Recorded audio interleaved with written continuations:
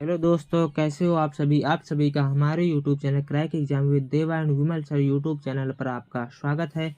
आज SSC GD के हिंदी का प्रैक्टिस सेट 9 है। आज के प्रश्नों की बात करें तो यह है एसएससी जीडी के एग्जाम के लिए वेरी मोस्ट इम्पॉर्टेंट होंगे। शुरू करते हैं आज का पहला प्रश्न हमारा है, जो सबके मन की बात जानता हो वाक्यांश के लिए एक शब्द होगा।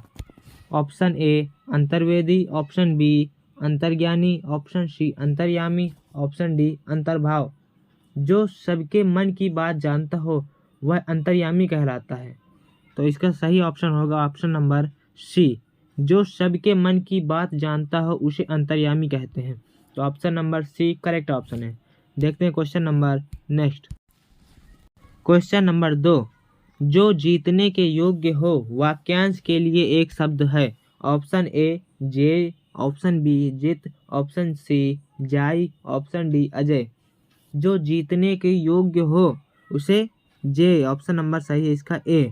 और जो जीतने के योग्य न हो उसे अजय कहते हैं। तो जो जीतने के योग्य हो वाक्यांश के लिए एक शब्द होगा जय, ऑप्शन नंबर सही है इसका ए। देखते हैं क्वेश्चन नंबर नेक्स्ट। अधुनातन का विलोम शब्द है। ऑप्शन ए प्राचीन, ऑप्शन बी भूतकाल, ऑप्शन सी पुरातन, ऑप्शन डी विगतकालीन। अधुनातन का विलोम शब्द क्या होगा इनमें से? तो अधुनातन इसका विलोम शब्द होगा पुरातन। इसका ऑप्शन सही है सी, ऑप्शन नंबर सी। प्राचीन का विलोम अर्वाचीन, या ऑप्शन में अर्वाचीन न हो तो वहाँ पर आधुनिक। और भूतकाल का विलोम शब्द होगा भविष्यकाल। तो पुरातन जो कि अधुनातन का विलोम शब्द है। देखते हैं question number next. Question number 4 है, सृष्टि का विलोम शब्द है। ऑप्शन ए मरण, ऑप्शन बी प्रलय, ऑप्शन सी दृष्टि, ऑप्शन डी मोक्ष। तो सृष्टि का विलोम शब्द होगा प्रलय। ऑप्शन नंबर इसका होगा बी। जैसे अधुनातन का पुरातन, प्राचीन का अर्वाचीन, सृष्टि का प्रलय। और आचार का विलोम शब्द अनाचार। देखते हैं question number next. Question number 5 है, निम्न में से वह जोड़ा ज्ञात कीजिए जो विपरीतार्थक नहीं है, मतलब जो एक दूसरे के विलोम नहीं है, वह जोड़ा ज्ञात करना है। तो पहला है आय और व्यय, सरल कठिन, गुरु लघु, धर्म अधम। तो आय और व्यय ये एक दूसरे के विलोम है। सरल और कठिन ये भी एक दूसरे के विलोम है। गुरु और लघु ये भी एक दूसरे के विलोम है। लेकिन धर्म और अधर्म ये एक दूसरे के विलोम है। यहाँ पर अधर्म की जगह अधम है। तो आपको यहाँ पर त्रुटि भी देखनी है कि अधर्म लिखा है या अधम। तो यहाँ पर धर्म और अधम ये एक दूसरे के विलोम नहीं है। जबकि यहाँ पर अधर्म होता तब धर्म और अधर्म एक दूसरे के विलोम होते। तो इसका सही ऑप्शन होगा डी, ऑप्शन नंबर डी। देखते हैं question number next. Question number 6, बहिरंग का विलोम शब्द है। ऑप्शन ए अंतरंग, ऑप्शन बी रंगारंग, ऑप्शन सी जल तरंग, ऑप्शन डी राग रंग। तो बहिरंग का विलोम शब्द क्या है? बहिरंग के विलोम अंतरंग। जब कभी भी बहि और आगे कोई शब्द जुड़ा हो तो उसका विलोम शब्द ज़्यादातर अंत फिर उसके आगे शब्द जोड़कर बनाते हैं। जैसे बहिरंग, तो इसका विलोम होगा अंत रंग। ऑप्शन नंबर सही है इसका A, option number A correct option है। देखते हैं question number next. Rana Pratap ने मुगल सेना का डटकर सामना किया और अंत में मुहावरे से रिक्त स्थान की पूर्ति कीजिए। ऑप्शन ए युद्ध करते हुए मर जाना, ऑप्शन बी युद्ध में मर जाना, ऑप्शन सी मर जाना, ऑप्शन डी वीरगति को प्राप्त होना। तो राणा प्रताप ने मुगल सेना का डटकर सामना किया और अंत में वीरगति को प्राप्त हुए। तो इसका सही ऑप्शन होगा ऑप्शन डी, वीरगति को प्राप्त होना मुहावरा इस रिक्त स्थान में भरा जाएगा। तो ऑप्शन नंबर सही है इसका डी। देखते हैं question number next. Question number 8, भारतीय शब्द का बहुवचन है। ऑप्शन ए भारतीयों, ऑप्शन बी भारतीयों, ऑप्शन सी भारतीय, ऑप्शन डी भारतीयों। तो भारतीय शब्द का बहुवचन इनमें से कौन सा है? भारतीय। तो इसका सही ऑप्शन होगा भारतीयों, ऑप्शन नंबर बी भारतीयों। और यहाँ पर जो ऑप्शन ए है यहाँ पर भारतीयों है। और अगर भारतीयों होता तब सही होता। तो यहाँ पर ऑप्शन नंबर सही होगा बी, भारतीय का बहुवचन भारतीयों। आपको त्रुटि भी देखने हैं, जैसे पेपर में आएगा तो आप फट से ऑप्शन ए पर टिक लगा दोगे। लेकिन आपको वाक्य में त्रुटि और शब्द, एक एक शब्द देखना है कि किसी में त्रुटि तो नहीं है, क्योंकि पहला ऑप्शन ज़्यादातर त्रुटि देकर देता है, इसलिए पहले ऑप्शन में ज़्यादा गौर करना है। भारतीय का बहुवचन होगा भारतीयों। ऑप्शन नंबर सही है इसका बी। देखते हैं question number next. Question number 9, यायावर का अर्थ क्या होगा? ऑप्शन ए, जिसके जीवन का कोई निश्चित उद्देश्य न हो। ऑप्शन बी, किसी भी वस्तु को अकस्मात प्रस्तुत करने वाला। ऑप्शन सी, एक स्थान पर टिककर न रहने वाला। ऑप्शन डी, इधर उधर निरुद्देश घूमने वाला। तो यायावर का अर्थ क्या होगा? यायावर अर्थात एक स्थान पर टिककर न रहने वाला, इधर उधर भटकने वाला।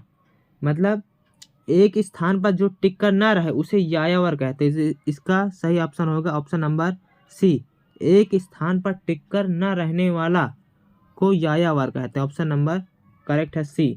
देखते हैं question number next. Question number 10, रेखांकित, यहाँ पर रेखांकित वाक्यांश के लिए एक शब्द का चयन कीजिए। वैभव को उच्च विद्यालय में इम्तिहान लेने वाला बनकर जाना है। तो यहाँ पर इम्तिहान लेने वाला के लिए एक शब्द क्या होगा? ऑप्शन ए, विशेषज्ञ। ऑप्शन बी, परीक्षक। ऑप्शन सी, अध्यापक। ऑप्शन डी, समन्वयक। वैभव को उच्च विद्यालय में इम्तिहान लेने वाला अर्थात जो इम्तिहान लेता है उसे परीक्षक कहते हैं। तो इसमें ऑप्शन नंबर होगा B. Option number B correct option है। अब ये पढ़ते हैं वाक्य, वैभव को उच्च विद्यालय में परीक्षक बनकर जाना है। तो ऑप्शन नंबर सही होगा बी। देखते हैं question number next. Question number 11 है, रेखांकित, रेखांकित वाक्यांश के लिए एक शब्द का चयन कीजिए। अनुपम बहुत ध्यान से पुस्तक पढ़ रहा था। अनुपम बहुत ध्यान से पुस्तक पढ़ रहा था। तो बहुत ध्यान से, इसके स्थान पर क्या आएगा? सरलता, धैर्य, तन्मयत, धीरज। तो जो बहुत ध्यान से पढ़ रहा, बहुत ध्यान से किसी काम में बहुत ध्यान से लगा, उसे तन्मय अर्थात तन्मयत। ऑप्शन नंबर इसका होगा सी, तन्मयत। अनुपम तन्मयत पुस्तक पढ़ रहा था। तन्मयता बिल्कुल ध्यान से, बहुत ध्यान से अर्थात तन्मयता, तन्मयत तन्मय होकर। तो ऑप्शन नंबर इसका सही है सी, अनुपम बहुत ध्यान से पुस्तक पढ़ रहा था। बहुत ध्यान से के स्थान पर होगा ऑप्शन नंबर सी, तन्मयत। देखते हैं question number next. Question number 12 है, रेखांकित वाक्यांश के लिए एक शब्द का चयन कीजिए। दोपहर के समय सालू आराम कर रही थी। दोपहर के समय, इसके स्थान पर क्या आएगा? जैसे हमने पिछले प्रैक्टिस सेट में देखा था कि दोपहर के बाद का समय अपराह्न और पहले का समय पूर्वाह्न तथा दोपहर का समय उसे मध्याह्न। ऑप्शन नंबर बी, मध्याह्न। और दोपहर के पहले के समय पूर्वाह्न तथा बाद का समय अपराह्न। तो इसका सही ऑप्शन है बी। देखते हैं question number next. Question number 13, जो ममत्व में रहित हो उसे क्या कहते हैं? ऑप्शन ए, निरामय। ऑप्शन बी, निर्मोही। ऑप्शन सी, निर्मीय। ऑप्शन डी, निठुर। जो ममत्व में रहित हो उसे निर्मीय। ऑप्शन नंबर सही है सी, उसे निर्मीय कहते हैं। ऑप्शन नंबर करेक्ट है सी, जो ममत्व में रहित हो उसे निर्मीय कहते हैं। तो ऑप्शन नंबर सही है इसका सी। देखते हैं question number next. Question number 14, जिस तरह का कोई जवाब न हो उसे क्या कहते हैं? ऑप्शन ए, जोरदार। ऑप्शन बी, तीखा। ऑप्शन सी, सटीक। ऑप्शन डी, अकाट्य। तो जिस तरह का कोई जवाब न हो उसे अकाट्य, मतलब इस जवाब का कोई दूसरा नहीं, अर्थात यह अकाट्य है। तो इसका सही है ऑप्शन डी, अकाट्य। जिस तरह का कोई जवाब न हो उसे अकाट्य। ऑप्शन नंबर सही है डी, उसे अकाट्य कहते हैं। देखते हैं question number next. Question number 15 है, अनावश्यक दोष ढूंढने वाला को कहते हैं। ऑप्शन ए, कमजफ। ऑप्शन बी, छिद्रान्वेषी। ऑप्शन सी, निंदक। ऑप्शन डी, छिछोरा। अनावश्यक दोष ढूंढने वाला, अनावश्यक दोस्त ढूंढने वालों को क्या कहते हैं? तो उसे छिद्रान्वेषी। यहाँ पर छिद्रान्वेषी। ऑप्शन नंबर करेक्ट है बी, छिद्रान्वेषी। देखते हैं question number next. Question number 16, वात्सल्य का पर्यायवाची नहीं है। तो वात्सल्य के पर्यायवाची कौन कौन से होते हैं? तो वात्सल्य के पर्यायवाची होते हैं प्रेम, नेह, स्नेह और विग्रह, जो कि वात्सल्य का पर्यायवाची नहीं है। तो ऑप्शन नंबर सही है डी। बाकी ये तीनों वात्सल्य के पर्यायवाची हैं। देखते हैं question number next. Question number 17, वायु का पर्यायवाची शब्द नहीं है। पहले प्रश्न पूछता था कि इनमें से इस शब्द का पर्यायवाची कौन सा है। अब लेकिन ज़्यादातर प्रश्नों में ये आते हैं कि वायु का पर्यायवाची शब्द नहीं है। इस शब्द का पर्यायवाची शब्द कौन सा नहीं है, आपको नहीं में ध्यान करना है, क्योंकि पहला ऑप्शन उसी का पर्यायवाची दिया होगा तो आप उसी में टिक कर देंगे, लेकिन आपको पूरा पढ़ना है कि पर्यायवाची शब्द नहीं है पूछा गया है या पर्यायवाची शब्द है ये पूछा गया है। जैसे इसमें वायु का पर्यायवाची शब्द नहीं है, पर्यायवाची शब्द नहीं है। ऑप्शन ए पवन, ऑप्शन बी हवा, ऑप्शन सी वृहत, ऑप्शन डी समीर। तो वायु के पर्यायवाची पवन, हवा, समीर ये वायु के पर्यायवाची हैं तथा वृहत बड़ा ये वायु का पर्यायवाची नहीं है। तो ऑप्शन नंबर सही है इसका सी। देखते हैं question number next. Question number 18, मोक्ष का पर्यायवाची शब्द है। यहाँ पर पूछा गया मोक्ष का पर्यायवाची शब्द है, तो मोक्ष का पर्यायवाची शब्द है प्राम धाम। ऑप्शन नंबर सही है इसका बी। तो आपको ये गौर करना है कि पर्यायवाची शब्द है या नहीं पूछा गया है, तो इन पर आपको गौर करना है। देखते हैं question number next. Question number 19, जिसका कोई अर्थ ना हो उसे कहते हैं। ऑप्शन ए समर्थ, ऑप्शन बी सार्थक, ऑप्शन सी अनर्थ, ऑप्शन डी निरर्थक। जिसका कोई अर्थ ना हो उसे क्या कहते हैं, तो जिसका कोई अर्थ ना हो उसे निरर्थक। ऑप्शन नंबर सही है इसका डी। जिसका कोई अर्थ ना हो उसे निरर्थक कहते हैं। देखते हैं question number next. Question number 20, जो कि आज का अंतिम क्वेश्चन है। जब पिता की मृत्यु हो गई तो राकेश को डैश गया। उपर्युक्त मुहावरे से रिक्त स्थान की पूर्ति कीजिए। ऑप्शन ए आटे दाल का भाव मालूम होना, ऑप्शन बी दुनियादारी का ज्ञान होना, ऑप्शन सी परिस्थिति का अनुभव होना, ऑप्शन डी दुनियादारी या कटु परिस्थिति का अनुभव होना। तो जब पिता की मृत्यु हो गई तो राकेश को डैश, इसमें कौन सा मुहावरा भरा जाएगा, तो पिता एक जब किसी व्यक्ति के पिता की मृत्यु हो जाए तो सारी जिम्मेदारी उस पर आ जाती हैं।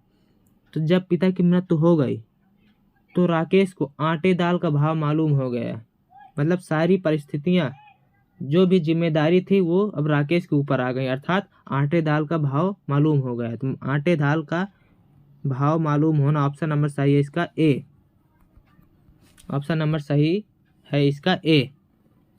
तो दोस्तों आपको यह वीडियो कैसी लगी, और इस संडे से प्रत्येक संडे एक टॉपिक की मैराथन आएगी जो आपके एसएससी जीडी के लिए कम से कम 1-2 नंबर उस मैराथन से पक्के हो जाएंगे। तो आपको डेली जो ये प्रैक्टिस सेट आ रहा है तथा संडे में प्रत्येक संडे को एक मैराथन आएगी एक टॉपिक की, उसे आपको देखना है, तो आपका एसएससी जीडी में सिलेक्शन पक्का होगा।